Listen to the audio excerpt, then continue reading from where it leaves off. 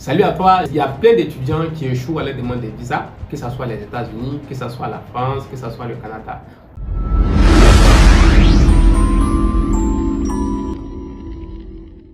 Pourquoi ils échouent à la demande de visa?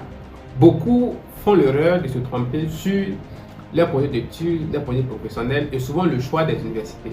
D'abord, quand tu analyses le dossier de l'étudiant, tu te rends compte que le projet d'études n'a rien à voir avec le projet professionnel qu'il a choisi. Et souvent, quand tu lis sa lettre de motivation, tu te rends compte également que l'étude qu'il a faite dans son pays d'origine n'a rien à voir avec ce qu'il veut aller faire, soit au Canada, soit en France, soit aux États-Unis.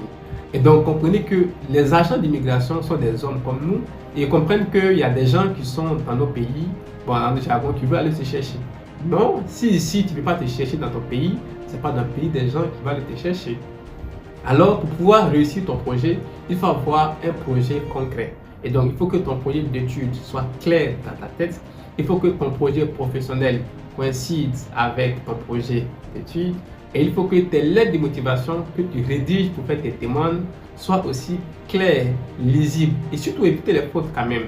Pour certains qui demandent l'admission pour le master et quand tu lis la lettre de motivation, tu lui expliques des choses qui n'ont rien à voir avec ce qu'il va aller faire. Donc, vous comprenez que quand l'agent d'immigration il prend un tel cas, c'est sûr qu'il va mettre refus de visa, il va mettre des motifs bizarres, donc comme si vous n'avez pas de fonds pour pouvoir vous prendre en charge quand vous allez arriver, ou comme si vous n'avez pas les documents nécessaires pour pouvoir justifier vos conditions de séjour. Tout dépend de comment tu t'es préparé pour faire ta demande de visa.